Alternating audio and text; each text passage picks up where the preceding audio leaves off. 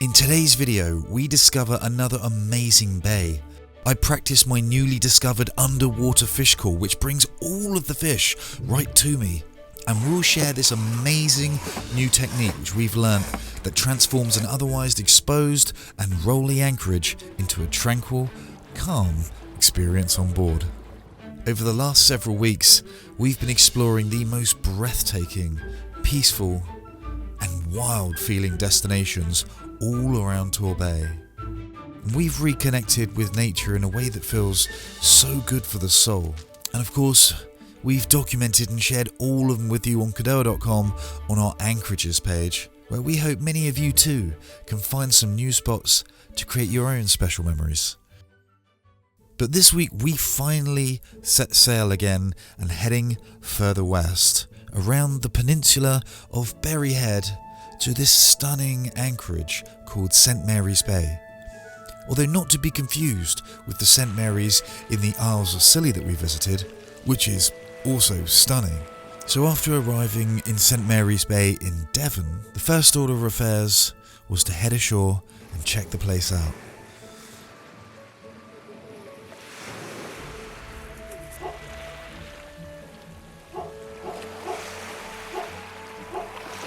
Feeling somewhat adventurous, Captain Carley spotted what certainly looked like an unconventional route off of the beach. Although it certainly looked as though once upon a time this really was the way up and down, although I had a sense that this is a time that had long passed. Are you sure this is the way? I don't know. Carley seems to have picked a very random way up this cliff. She saw some steps at the very bottom and said, "Oh, this must be the way up." And the path up has basically vanished pretty rapidly. She's being stubborn. You know, you're basically on the sheer face of a cliff at this point. Have you thought better of it? Yeah, well, the top just is really overgrown, and I don't want to get so far to realise that. It's full of adders. Well, that too. That and having to turn back. No sooner had I just made a mildly gloating post on the Sailing UK Cruises forum.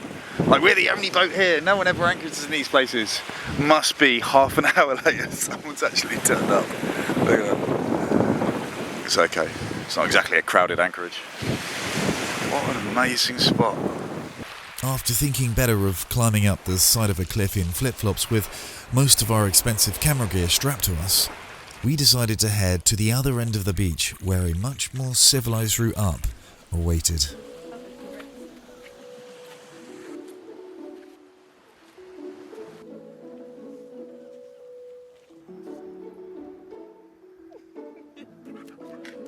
And as we hiked along the coast path, it didn't seem to matter which way we turned. The view was simply amazing from any direction. Hank even managed to find a good vantage point to potentially spot another sweet looking anchorage. After our walk, I decided I wanted to investigate a huge rock which was protruding in the anchorage. So it was back to Cadoa to fetch my kit before heading out. I'm going to start in the far corner where I think that's going to be the most protected, and then work my way back and again just see what the visibility looks like, see if we can find some lobsters or some crabs, maybe even some more scallops, I don't know. I've just popped my head over the side. Now the visibility's not that great, and I'm literally just gone past this peninsula and I saw a bunch of silvery shimmers underneath the boat, and I was like, ooh, I think there's a whole bunch of bass down there. So I think we've eaten so much lobster and so many scallops so far this year, I think Carley would love it if I could shoot a fish. So that's what we're gonna do. After loading my gun, I headed down to the seabed, and although the visibility wasn't bad, I also couldn't see any fish. So I used my underwater fish call to summon them in. Shortly after which, the fish appeared out of the blue.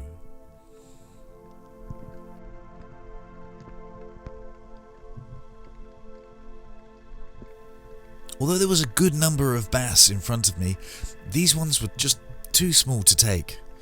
So I headed back to the surface to breathe before diving in again in a slightly different spot. The fish came to my calls again, but they were still too small.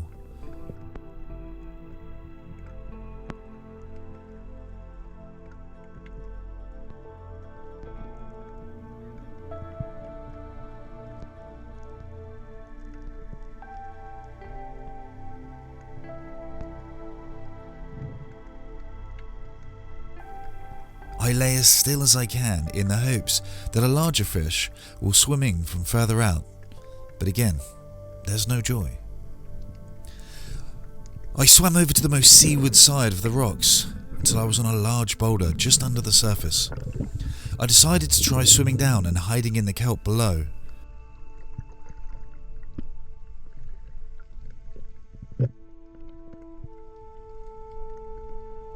Once more, I couldn't see any fish, and so I called to them again. And this time, the fish came in from both sides. So many more fish, and among them is a bass, which is easily twice as large as most of them.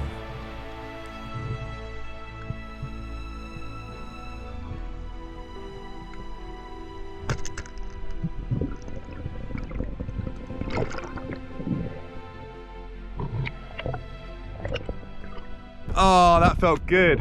I tell you what, I've been using this hooker now for a few weeks and I love it. It's great for so many things, but when you hold your breath and just glide through the underwater world, it feels so much more zen. It's nice and quiet, and it's just it's so much more beautiful. And I know Carly's going to be over the moon. We haven't had whitefish in ages. All we've been eating is, well, lobsters and scallops, which sounds horrible, I know, but sometimes, you know, when you eat just a lot of something, no matter how good it is, it's time for a change. I think that's where we are. So I'm going to go let the wife know that dinner is served. Have I told you that this Torqeedo engine's really quiet? Listen to that. I still can't get over it. I'm sure the novelty's going to wear off eventually, but for the next video or two, I might mention it a lot. Love this place! Honey! I'm home! Put a request in for, I can't remember, what was it? Whitefish. A whitefish. Oh my gosh, there's a fish! There's a fish! Look at that, Hank! Right, there we go, 2 juicy bass fillets. They barely fit on the plate, they're huge. Now I'm hoping my filleting skills are, well, not too rusty. Hopefully we've got all the bones out of that.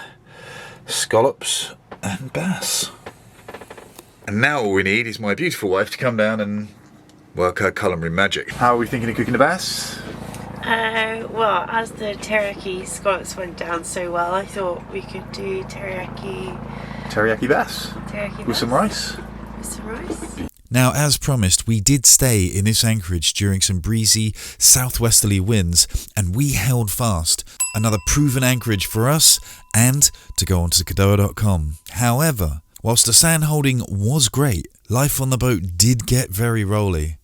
And so this is how we fix that. So one of the questions we regularly get asked is how we deal with living in a rolly anchorage. And I thought now would be a great time to tackle that video, seeing as we are in a beautiful but rolly anchorage. You see, over this headland here, we have a southwesterly wind, which is coming over and holding us fast in this position relative to the wind, but the swell is actually wrapping round the headland and it's hitting Kadoa beam on.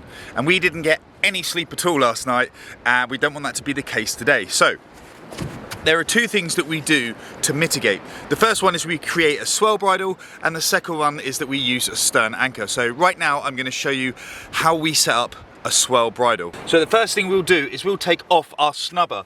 Now you could literally set up a line specifically for the swell bridle, but we've only got one chain hook and that's spliced onto this line, and it's quite a short line. So what we do at the moment currently, before we make a full length line, is we attach this to a longer line.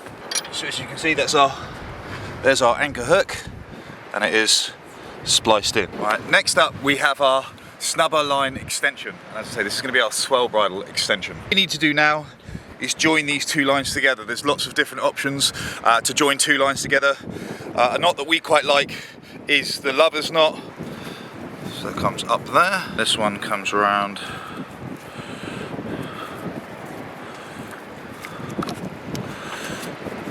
there. Do you want to pull those 2 lines together?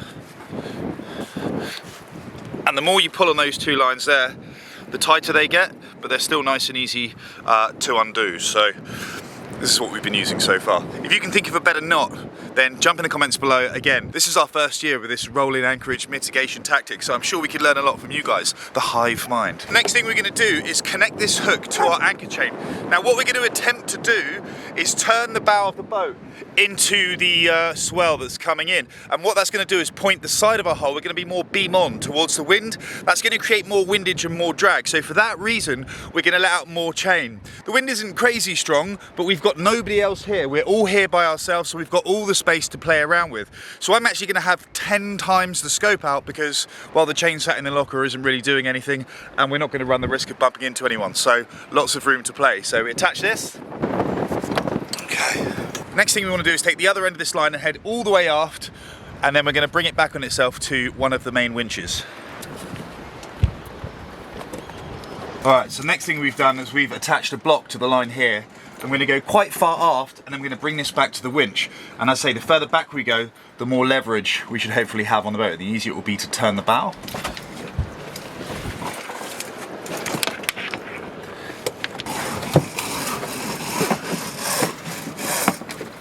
The next thing I need to do is let the chain out, and that's going to take the chain hook, which is currently sat all the way on the bow of the boat, and that's going to move it to about halfway down the side of the boat. I'm going to have this triangulation between the front and the back of the boat, which is hopefully going to give us the ability to turn using the winch. So let me show you.